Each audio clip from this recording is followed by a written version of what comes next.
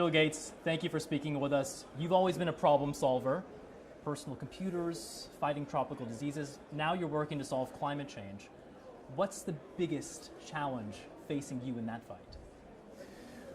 Well, climate change is very unjust because most of the suffering will be the poor, particularly who have to farm to get enough food, and when their crop fails, they suffer disease and malnutrition. So, the speed with which this needs to be done is very daunting. How fast do we need to move? Well, we've set ambitious goals, trying to get to zero by 2050. Some countries are on board and making progress with that, but when you have global problems, it's tough to get everyone, not just every country, but every sector of emissions to move quickly. We're here in Dubai, which is obviously in an oil country. The president of COP28 is the CEO of one of the largest oil companies in the world. I know that you have actually said in the past that you would welcome anybody to the table, whether they're an activist or even an oil company. What do you make then of this COP being set here in Dubai? Well, I think they're doing a very strong job of hosting this, which is a complex thing to do. Over time, through carbon taxes and by innovating on the clean side, we want to outcompete all oil use. If there was a country that didn't buy oil and had zero emissions, great, let's have the conference there. And that country, doesn't exist. So, I think this meeting is an important event. I think there'll be lots of collaborations that come out of this. For an activist, is it an opportunity, or is it something that's holding back negotiations, having oil companies more at the center of the process? I mean, when we're doing meetings about clean steel, clean cement, the location we're in, or the wealth that created the economic success here, that's not influencing this. I mean, we're here to get carbon emissions to zero as fast as we can.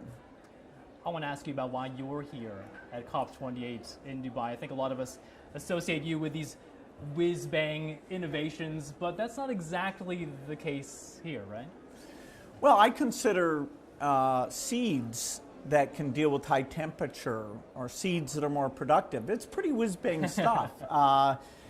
So the Gates Foundation is very involved in adaptation, and that's how I saw that climate was a big thing, is that the farmers in these poor countries were having their crops fail, and that was leading to malnutrition and even more childhood death. So it's through that lens that I feel the urgency.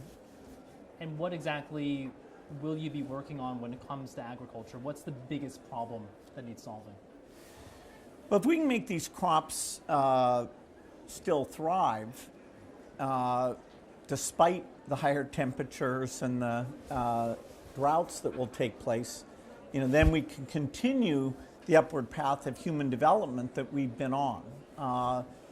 It's important that we lift people out of poverty, because that's when you live in a house that can have air conditioning, and you have a savings account so that if you have a bad harvest, you're not starving because of that. And we owe it to these developing countries to minimize the impacts and to help them adapt. How do you innovate when it comes to agriculture? You said that seeds are whiz-bang to you. What does that mean? How can we change something that seems so fundamental to adapt to these rising temperatures that we're seeing?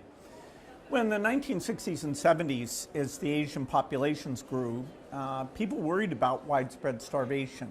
And fortunately, because the CG system that does the seed work came up with far more productive varieties, what was called the Green Revolution. In fact, calories per person in Asia went up during that time frame. And so it was not without some challenges, but that was kind of a miracle. Now we need to take a broader set of crops, including the ones that are used in Africa, And we need to deal with the challenge that the weather is tougher for farming. It's an outdoor activity. Most of it doesn't have irrigation. And so that's where the most suffering from climate will be unless we improve the inputs, including the seeds. Help us put a human face on that problem. I know you've actually visited some small farmers in rural areas. What have they told you? How are they being affected by climate change? Yeah, so I was out in rural Kenya, and they were using these drought-tolerant crops, a drought-tolerant maize that the foundation was involved in. But that woman actually was getting most of her income from the chicken she was raising. And so by taking the genetics of the chicken, the very high productivity ones that are in the temperate zone, and crossbreeding with the chickens that can deal with the heat, she was getting a variety where she was selling the eggs, selling the meat, and thriving. And so that was a case where it was empowering women, it was improving nutrition, and made her climate resilient. How do you now take the problem of agriculture being affected by climate change? We're seeing droughts, we're seeing famines. How do you ramp up the solutions to that? Where will you be looking to put your resources? Well, the CG system is this great organization, not well known, that does this seed work. And the Gates Foundation is the biggest funder of that work, and we're encouraging others. You know, if you care about climate, if you care about nutrition, the impact of a dollar that goes in is pretty amazing, because you get millions of farmers each benefiting from the work you did.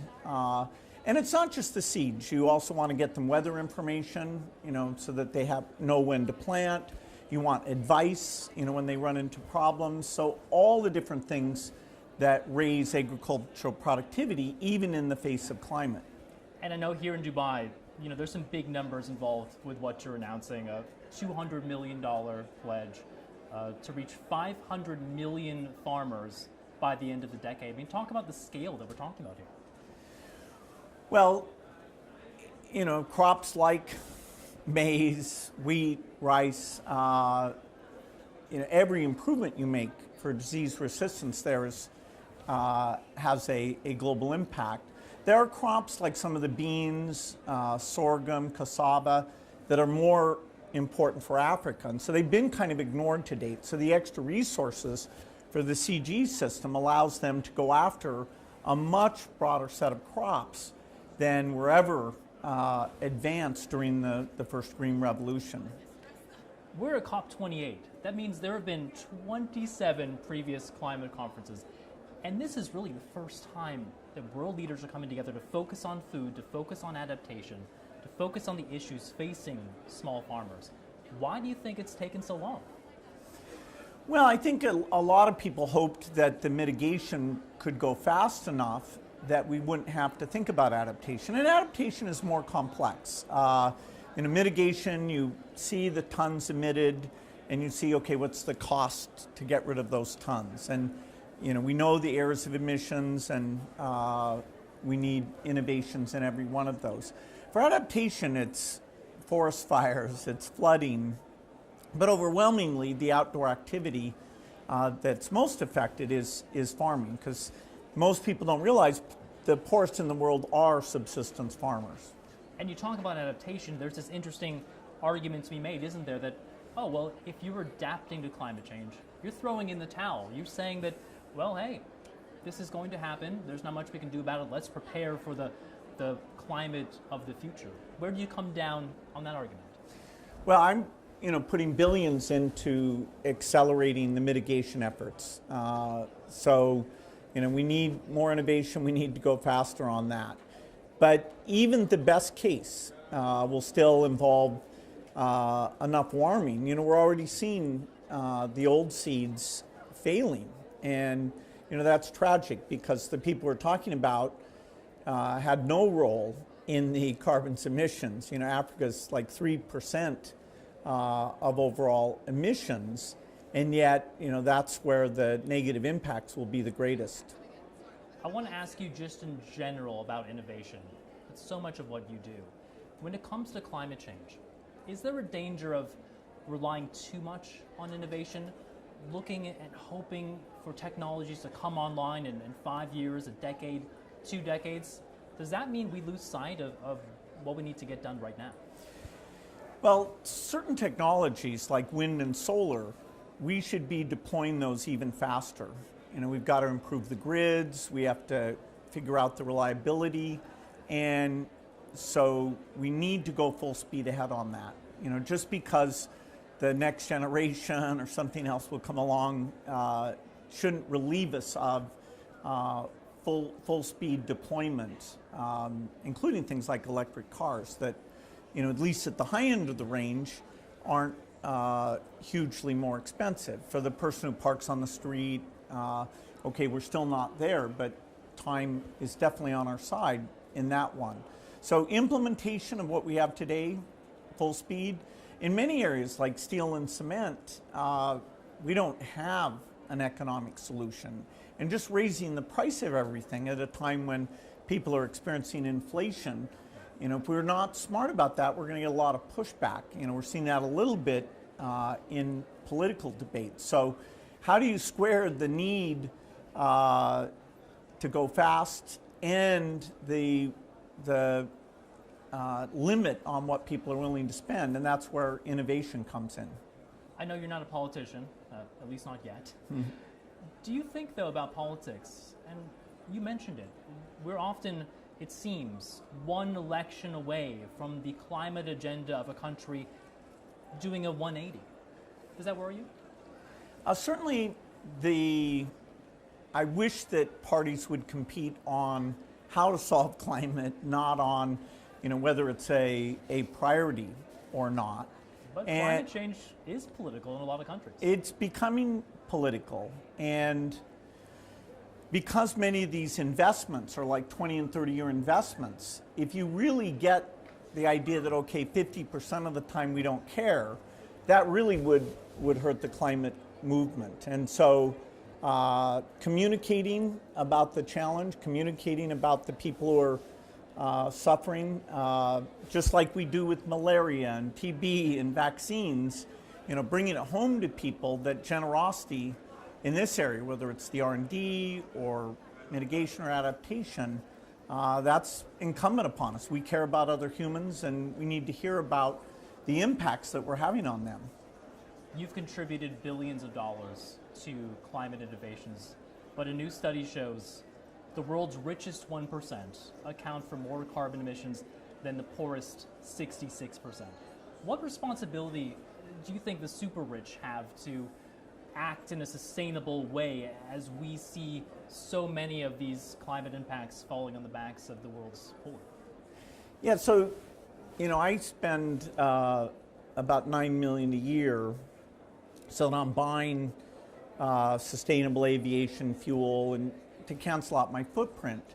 I wouldn't claim in any way, that means I can leave the problem alone, because I should use my skills and money to drive innovation, so that this problem doesn't just get solved for my emissions, it gets solved for everyone's emissions.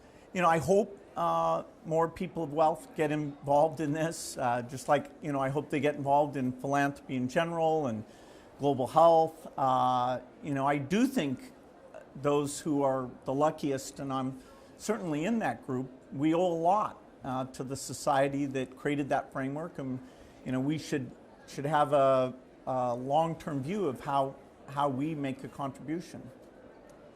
The situation right now, we're hearing headlines, we're hearing from the UN Secretary General that it's getting dire, that we're running out of time, we're running out of carbon that we can put into the atmosphere.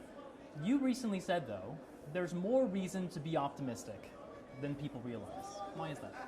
Well, the human condition, continues to improve. The headlines, of course, accurately talk about things that are going wrong, but, we now have half as many children dying every year. It was over 10 million at the turn of the century. Now it's down below 5 million. And so we shouldn't lose sight of the fact that as we meet these challenges, we did create Gavi to buy vaccines. We did create Global Fund to buy bed nets to reduce malaria deaths. And so we should be doing more. The idea of helping the poor countries, reducing inequity, I'm always impatient that we're not doing enough there.